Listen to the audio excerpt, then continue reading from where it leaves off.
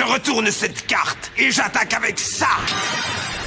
Mon dragon cylindre va te pulvériser, toi et tes bonnes intentions. Lui, c'est Bandiken, célèbre pour être le tout premier tricheur de toute l'histoire de Yu-Gi-Oh! En cachant ses meilleures cartes dans sa manche, mais c'est aussi un spécialiste des automates. Roi Machine, Revolver Dragon, Metal Zoa, puissant et trop stylé, Ken nous a insufflé un amour pour les monstres mécaniques. Et justement, en 25 ans, on en a eu plein. Ah, non, pas Jinzo. À toi, Chimeratech Dragon Suprême! Cyberdragon et Jinzo ne sont cependant que le sommet d'un immense iceberg. Aujourd'hui, il existe plus de 1000 monstres machines différents. On a déjà parlé de certains dans de précédentes vidéos, si puissants qu'ils ont retourné le jeu à tout jamais, au point parfois d'avoir été interdits. Mais le plus fort, c'est lequel? Moi c'est Théromique et après les dragons et les magiciens, on parle des 10 meilleures machines de toute l'histoire de Yu-Gi-Oh! Qu'est-ce qu'elles font et pourquoi elles sont si terrifiantes? Mais avant les amis, il faut que je vous parle d'un truc. Yu-Gi-Oh! Ça peut faire peur. En plus de la tonne de règles à connaître, devenir bon au jeu c'est un tout autre challenge, un investissement autant en temps qu'en ressources. Et c'est là-dedans que je peux t'aider. Il y a quelques semaines, on a sorti Duel Academy, un grand guide vidéo que j'ai construit avec Gabriel Soucy, le champion d'Europe de 2019 et qui a fait top 4 au championnat de France le week-end dernier. Dedans, on passe en revue toute la théorie du jeu. 16 capsules où on t'explique comment construire un deck cohérent, te préparer pour un tournoi et te donner une méthode pour vraiment progresser. En fait, ça fait quelques années que je joue et maintenant je commence à accumuler mes premiers petits résultats et tout ce que j'aurais voulu qu'on me dise auparavant, ben là je voulais rassembler dans un seul endroit, la somme de tout notre savoir. Un énorme merci parce que grâce à vous, le lancement de Duel Academy a été un grand succès et on est déjà en train de travailler sur la suite. De nouvelles capsules arrivent dans les prochaines semaines, comprises gratuitement pour tous ceux qui nous ont déjà rejoints. De mon côté, ça me fait plaisir de pouvoir vous parler de théories très spécifiques et surtout, ça soutient la chaîne. Ça me permet de continuer de vous offrir de nouvelles vidéos chaque semaine tout en vous donnant les clés vers le Yu-Gi-Oh! Compétitif. Le lien de Duel Academy est en description, allez voir ça, ça me ferait vraiment plaisir. Et maintenant, la suite. Numéro 10, Forteresse Mechabot. Si tout le monde connaît l'animé Yu-Gi-Oh!, peu sont ceux qui ont lu les mangas, et encore moins sont ceux qui connaissent les spin-offs. Yu-Gi-Oh! R est un arc secret. Dessiné par l'un des assistants de Kazuki Takahashi, après la fin de Batailleville, les héros sont attaqués par Yako Tenma, fils spirituel de Pegasus, qui vient se venger. Armé des démons de l'enfer, 3 dieux maléfiques, il prend le contrôle de la Kaiba Corp et capture Théa. Pour la sauver, Yugi doit affronter ses 13 généraux, tous avec des decks plus pétés les uns que les autres. Et parmi eux, Kirk Dyson et ses Mechabots. Série de machines qui se supportent les unes les autres. Ravitailleur les ajoute à ta main et les protège, Soldat les invoque spécialement, Sniper empêche l'adversaire d'attaquer, Défenseur cherche un commandant Covington qui lui-même invoque une force Mechabot de ton deck, un gros monstre à 4600 d'attaque. Alors sympa, mais pas incroyable non plus. La clé de voûte qui fait tenir tout le deck, c'est la forteresse. Sortie en 2010 dans le deck de structure Dévastation Mechabot, niveau 7, 2500 d'attaque, 1600 de défense, la forteresse peut s'invoquer de ta main ou cimetière en défaussant des monstres machines dont le total des niveaux est égal ou supérieur à 8. Donc s'il est dans ton cimetière, tu peux défausser genre une force Mechabot pour le ramener, ou s'il est dans ta main, tu peux le défausser lui et une autre machine pour l'invoquer spécialement. Avec assez de machines, tu peux donc ramener ce gros tank tous les tours, et surtout quand il est là, c'est une horreur de s'en débarrasser. Lorsque la forteresse est détruite au combat, elle se débarrasse d'une carte de l'adversaire en retour. Et si tu la cibles avec un effet de monstre, alors elle regarde dans ta main et elle défausse une de tes cartes. La seule manière de la gérer proprement, c'est avec des magies et pièges comme force de miroir, mais même là, au prochain tour, bah elle revient. Forteresse Mechabot devient ainsi le cœur de tous les premiers decks machines. On la voit d'abord avec les gadgets, des petits monstres qui s'ajoutent les uns les autres lorsque tu les invoques. De quoi toujours avoir des machines à défausser pour ta forteresse. Couple-le avec un maximum de pièges pour contrôler le duel et t'as un gros deck beatdown qui attaque très fort en boucle sans jamais s'arrêter. La stratégie est efficace et elle continue même de topper jusqu'en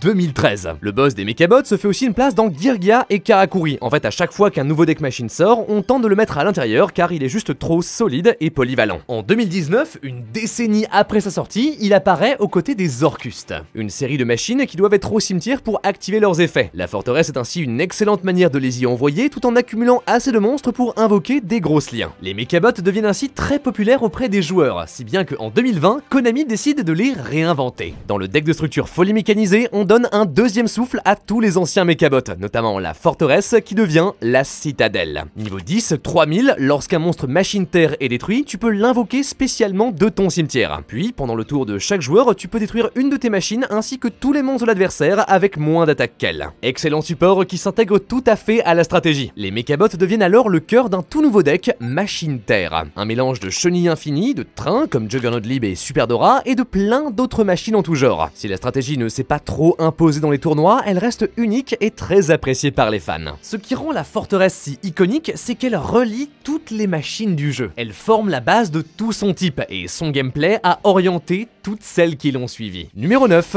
Tour Apocliphore. Certains monstres sont créés pour être impassables, et en 2014, rien ne pouvait passer Tour Apocliphore. Niveau 10, 3000, pas affecté par les effets de magie, de pièges et de monstres dont le niveau ou le rang est inférieur ou égal à elle. En plus, tant qu'elle est là, tous les monstres invoqués spécialement perdent 500 points d'attaque ou de défense. Juste un gigantesque mur, il s'en fiche de l'adversaire, genre force de miroir, trappe sans fond, Zeus, il est indélogeable. Surtout, une fois par tour, il le force à se débarrasser de l'un de ses monstres, comme ça. En contrepartie, la tour n'est pas simple à sortir, la seule manière de l'invoquer, c'est de sacrifier 3 monstres, comme un dieu égyptien. On se dit que ça va, sauf que autour d'elle, il y a tout un deck. Les Clifford sont des pendules spécialisés autour du fait de sortir un maximum de monstres en boucle, puis de les sacrifier pour invoquer une tour. À l'époque, on n'avait pas de kaiju, du coup, une fois qu'elle était là, la seule manière de s'en débarrasser, c'était numéro 52, Roi Crabe des Diamants. Une X64 qui peut transformer son attaque à 3000, donc en fait contourner le debuff de la tour pour se cracher dedans. Ouais, non, pas idéal comme contre-stratégie. Surtout, puisque c'était une promo du manga, pour des raisons bizarres, elle était illégale en Europe. Chez nous, on avait littéralement aucune manière de se débarrasser de la tour. Une horreur qui maintient Clifford au sommet de la compétition pendant plus de 2 ans. Cependant, ennuyeux à jouer et terrible à affronter, tout le monde déteste le deck, alors que paradoxalement, il est devenu inoubliable. Tour Apocliphore est un des premiers monstres designés comme un bloqueur qui ne fait techniquement rien, mais que ton adversaire a beaucoup de mal à passer. Il a été suivi d'autres monstres comme Red Raptor Faucon Ultime ou Grand Magnus Roi Mecha Super Quantique affectés par aucun autre effet de carte. Tous communément appelés des tours, towers en anglais, en référence à celle des Clifford. Néanmoins, malgré un héritage si marquant, aujourd'hui, elle a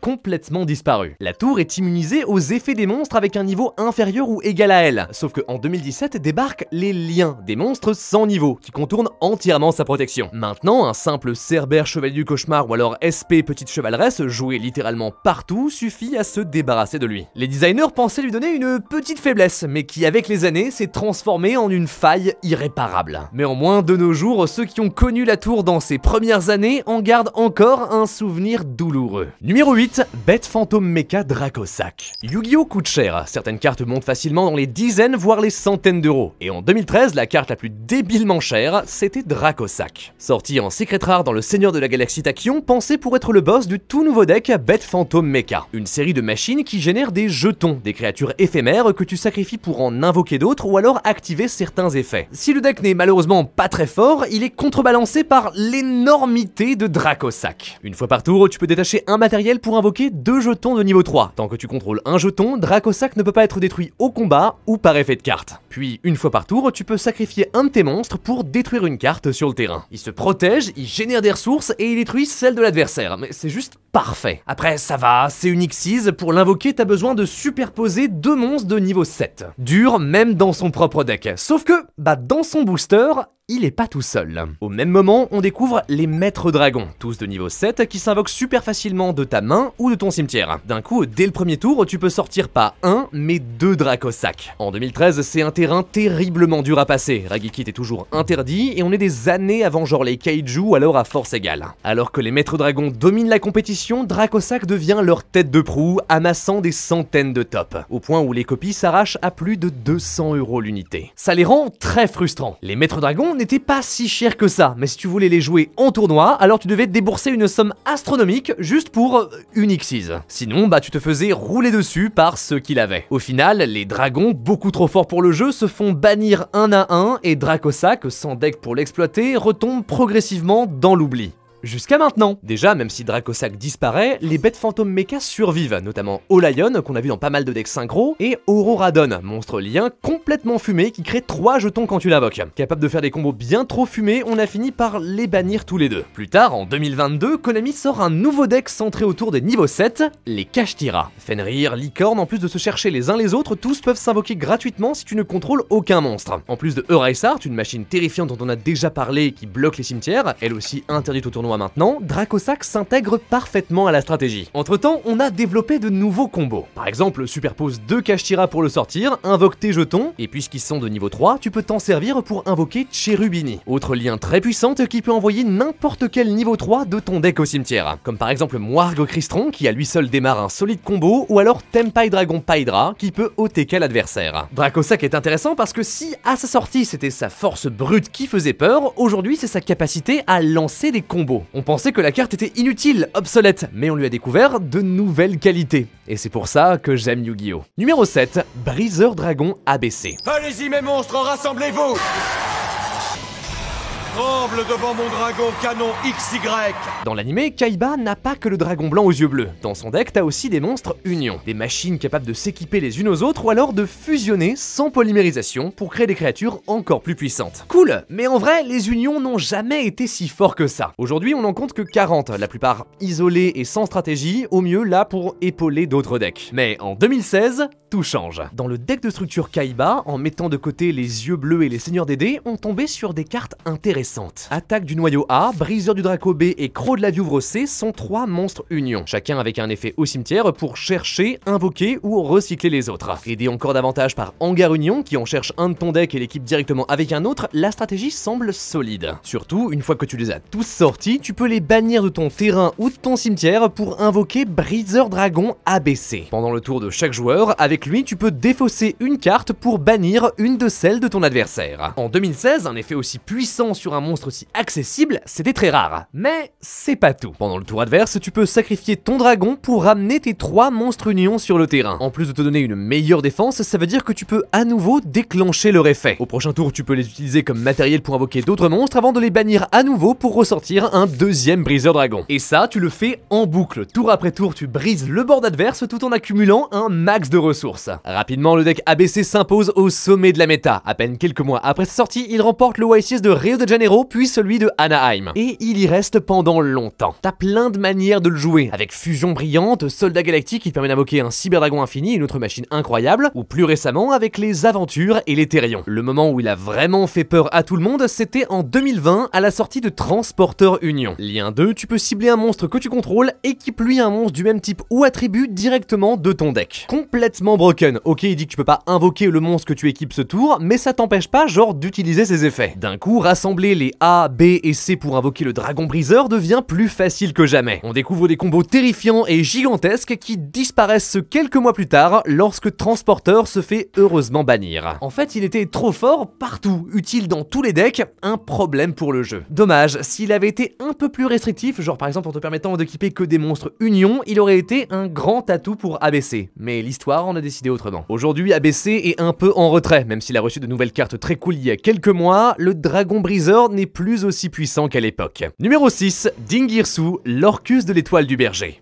Si on devait couronner le meilleur deck machine de tous les temps, Orcus aurait ses chances. Sorti en 2018 dans Fusion de l'âme, ces machines ténèbres en forme d'instruments de musique ont tous des effets qui se déclenchent en les bannissant depuis ton cimetière. Bombardement de cuivre sort un autre Orcus de ta main, Squelette de cymbale les réanime, tandis que Horreur à la harpe les invoque du deck. Avec, tu fais des liens, principalement Galatea qui renvoie tes Orcus bannis dans ton deck pour chercher des magies et pièges, et Longirsu qui recycle aussi tes machines, mais là pour envoyer un monstre pointé par un lien au cimetière. Un effet encore plus intéressant lorsque tu as leur terrain, Babel Orcusté. Tant qu'il est là, tous les effets de tes Orcustes deviennent des effets rapides. Tu peux les activer pendant le tour de chaque joueur. D'un petit deck sympa, Orcus devient une stratégie bourrée de potentiel. On commence par les utiliser pour abuser du dragon bombe topologique et raser en boucle le terrain de l'adversaire pendant son propre tour. Mais la révolution arrive quelques mois plus tard. Néo Tempête des Ténèbres transforme la stratégie, déjà avec Crescendo Orcustré, un excellent d'excellents contre-pièges, mais surtout Dingirsu. Unique Xyz, mais que tu peux une fois par tour invoquer par-dessus n'importe quel lien Orcuste que tu contrôles. Quand Dingirsu arrive, tu peux soit lui attacher une de tes machines bannies comme matériel, soit envoyer une carte sur le terrain au cimetière. Oui, t'as bien lu, il détruit pas, il l'envoie au cimetière. Ça veut dire que même si le monstre en face est indestructible ou inciblable, Dingirsu s'en débarrasse quand même. Rien ne lui résiste, il outrepasse toutes les protections. Mais c'est pas tout. Lorsqu'une de tes cartes va être détruite, tu peux la protéger en détachant un matériel de Dingirsu à la place. Il est littéralement le gardien de tout ton board. Facile à invoquer, qui recycle tes ressources avec une protection et un bon effet offensif, Dingirsu est le monstre parfait. Surtout, grâce à Babel et Squelette de Cymbale, tu peux le réanimer du cimetière pendant le tour de ton adversaire et te débarrasser de ses cartes alors qu'il est en train de jouer. Grâce à lui, en moins d'une semaine, Orcuste grimpe au sommet de la méta et complète ce qu'on appelle aujourd'hui le format éternel. Un an de Yu-Gi-Oh! Dominé par Assaut de l'air, Salamangrande, Dragon du tonnerre et au-dessus d'eux, Orcuste. Plus rapide et plus explosif que tous les autres, il s'impose au sommet de tous les tournois de l'époque. Surtout, il est infiniment mélangeable. Dingirsu est une bonne carte, peu importe ton deck. On le voit dans l'extra deck de plein de stratégies qui peuvent juste superposer deux niveaux 8 pour l'invoquer de manière classique. C'est un excellent outil, une manière simple et efficace de se débarrasser d'une carte de l'adversaire. Meilleur X6 du genre, après peut-être Arsenal Divin Zeus, une autre machine surpuissante dont on a déjà parlé dans cette vidéo. Voilà pourquoi même lorsque le règne d'Orcuste se termine, quand il perd sa meilleure carte après la banlist de janvier 2020, Dingirsu reste très joué, même jusqu'à aujourd'hui. Numéro 5, Prodige Wakaushi, Samouraï Supralourd.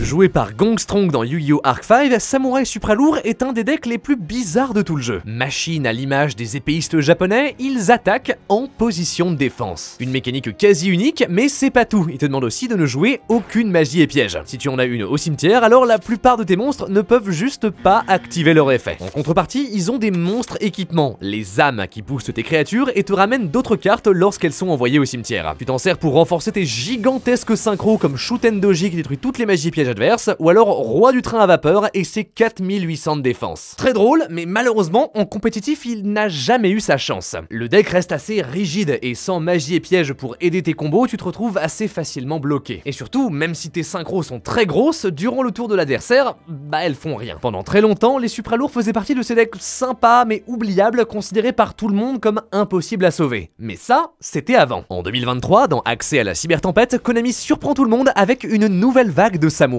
Quelques monstres très solides comme Moto, Furtivité et Propulseur, deux nouvelles synchros dont le gigantesque brave Masurawo qui pioche plein de cartes, et surtout le monstre qui a tout changé, Prodige Wakaushi. Pendule, tu commences par le placer dans une de tes deux zones. Une fois par tour, tu peux ensuite placer un autre Supralourd Pendule dans ta deuxième zone, et puis tu peux invoquer Wakaushi. Une fois qu'il est sur le terrain, tu peux défausser une carte pour invoquer un autre samouraï directement de ton deck. Puisque c'est un synthoniseur de niveau 4, à lui seul, il te permet de sortir n'importe quel synchro, et ça sans utiliser ton invocation normale. Surtout, il est pas seul. Comme deuxième pendule, tu places un grand Benkei qui lui-même te cherche une autre carte du deck comme un Persam, qui si elle est envoyée au cimetière, te cherche encore un autre Supralourd. Du card advantage à l'infini. Un seul Wakaushi démarre des combos énormes qui terminent sur une armée de synchro. Dès sa sortie, tout le monde le redoute. Il s'impose immédiatement aux côtés de Pearly et Kashtira, les deux autres menaces de l'époque. On s'attend à ce qu'il domine rapidement la compétition, mais non. À peine quelques jours plus tard, Konami sort une nouvelle banlist qui interdit Épouvantail Supralourd. Lien 1, capable de ranimer un samouraï du cimetière. Vital dans une grande partie des combos, ce ban est un coup très dur pour la stratégie, qui finit par disparaître de la méta dans les mois qui suivent. Pourquoi est-ce qu'ils ont eu peur? Enfin mais quel intérêt de booster un vieux deck pour le tuer une seconde plus tard? Pour les joueurs qui l'avaient acheté et qui s'étaient entraînés avec, c'est super frustrant. Ainsi, Wakaushi est paradoxal, individuellement broken, au point où Konami a dû le nerf presque immédiatement. Ça n'empêche qu'on le croise encore aujourd'hui, couplé à d'autres decks synchro comme Centurion, mais à pleine puissance, aucun doute, on le verrait beaucoup plus. Numéro 4, Bombardier de Choc des Ténèbres. Certaines cartes n'auraient pas dû exister, et personnellement, je ne sais pas à quoi Konami pensait lorsqu'ils ont imprimé les premières synchros. Dragon Poussière d'étoile, Gardien Goyo, Dragon Rose Noire. En 2008, ils ont complètement retourné le jeu avec ces cartes blanches aux effets surpuissants. Pourtant, aujourd'hui, de cette époque, le plus terrible, c'est pas eux, c'est le Bombardier de Choc des Ténèbres. Sorti dans Dans Crise écarlate, Synchro 7, tu peux sacrifier un monstre que tu contrôles, inflige à ton adversaire des dégâts égaux au niveau qu'il avait x 200. Donc si tu le sacrifies lui, bah tu le burn pour 1400. Alors dit comme ça, bon ça a pas l'air si fou, c'est genre une tortue catapulte mais de l'extra deck. Sauf que c'est terrifiant. Déjà, son 2600 d'attaque le rend très respectable pour l'époque, capable de passer par-dessus un dragon pousseur d'étoiles. Mais surtout, tu remarques qu'il n'y a aucun une fois par tour. Donc si t'as 3 monstres, tu peux sacrifier les 3 pour faire un maximum de dégâts à ton adversaire. Et ça, c'est sans compter la battle phase. Commence par attaquer directement avec le bombardier et sacrifie-le. C'est déjà la moitié des points de vie adverses dont tu viens de te débarrasser. À l'époque, après une grosse battle phase, tu pouvais juste sortir le bombardier et sacrifier tous tes monstres pour retirer les derniers points de vie de la personne en face de toi. Oui, tu vides ton terrain, mais si c'est pour gagner, bah tu t'en fiches. Une stratégie tellement forte que tout le monde le veut dans son deck. Au point où à peine quelques semaines après sa sortie, la carte monte à genre 40 € l'unité. Pour une super rare, c'est du jamais vu. Pourtant, c'est que le début des problèmes, parce que plus le temps passe et plus on devient capable d'invoquer des monstres facilement. On commence à développer des FTK avec, des decks capables de sacrifier suffisamment de créatures pour mettre 8000 points de dégâts dès le premier tour. Absolument pas fun et trop accessible, Konami intervient. Aujourd'hui, il a un une fois par tour qui empêche les FTK, et surtout, il ne peut activer son effet que durant la main phase 1, du coup bah plus moyen de tricher avec ta battle phase. On le voit néanmoins toujours dans des decks comme Crystron, pas pour FTK, mais pour gagner au time. Tu le sors juste avant la fin du temps imparti pour passer au-dessus des points de vie de l'adversaire. Plus aussi broken qu'à l'époque, mais toujours très frustrant, et ça, même 15 ans plus tard. Numéro 3, Crystron Alquifibrax. En mai 2020, Konami sort le set qui change Yu-Gi-Oh! Pour toujours, Duel Overload. Des boosters très spéciaux, remplis de liens complètement cassés. On a déjà parlé de Transporteur Union, mais la star du set, c'était pas lui. Encore plus broken, Crystron Alquifibrax. Lien 2, pour la sortir, il te faut un synthoniseur et un autre monstre. Quand il touche le terrain, il invoque n'importe quel synthoniseur de niveau 3 ou moins depuis ton deck. Puis en plus, durant le tour de l'adversaire, à n'importe quel moment, tu peux bannir Alk pour invoquer une carte synchro synthoniseur de ton extra deck. Comme par exemple Crystron Quandax ou encore Magicienne des Merveilles TG. Alors beaucoup de choses à dire, mais déjà, le premier effet... Qu'est-ce que c'est que ça? Les synthoniseurs dont t'as besoin pour faire des synchros sont globalement plus puissants que la moyenne. Équilibrés autour du fait que les invoquer, bah c'est pas toujours facile, mais là, sortir n'importe lequel de ton deck, c'est de la folie. Tu peux tout faire avec Alquifibrax. FTK, gigantesque board, à lui seul, il ouvre n'importe quel combo, généralement pour finir sur genre 4 ou 5 interruptions. Si ton adversaire invoque Alquifibrax et que t'as rien pour l'arrêter, t'es presque sûr de perdre. Dès sa sortie, il transforme la méta, créant un des formats les plus horribles de ces dernières années. Seulement 2 decks, un Flexipateur et Synchro sur Nalish qui terminent tous les deux sur une armée de gigantesques negates pour t'empêcher de jouer. La solution, bannir tous les synthoniseurs. Bah oui, je fais ça. Au revoir, synthoniseur. C'est pas une blague. Bulbe luisant, bête fantôme Mecha Lion, avion à réaction synchronique, aile noire, vapeur de la cape, Destrudo. Banlist après banlist, Konami interdit tout ce qui pourrait être capable de faire une synchro de près ou de loin. Mais Alquifibrax, lui, reste légal et on continue en boucle de trouver de nouveaux combos broken avec lui. Comme par exemple pour bloquer l'extra deck de l'adversaire. Tu poses un artefact faux, puis pendant son tour, tu utilises Alquifibrax pour sortir Magicienne des Merveilles TG. Son effet s'active, elle détruit ta faux qui se réinvoque et empêche l'adversaire d'utiliser son extra deck jusqu'à la fin du tour. Fun. Enfin, au bout de 2 ans, Alquifibrax est banni. On peut maintenant libérer tous les synthoniseurs tombés à cause de lui, et les tournois arrêtent d'être un bouilli de combos dégénérés. Le plus triste, c'est que paradoxalement, même si c'était un Crystron, il était tellement accessible qu'il a aidé tous les autres decks, sauf le sien. Heureusement, ça va, récemment, on a eu de nouvelles cartes pour eux, dont Tristaros. Le même design que Alquifibrax, un héritage pour l'une des machines les plus puissantes de tous les temps. Numéro 2, Assaut de l'air, As Kagari.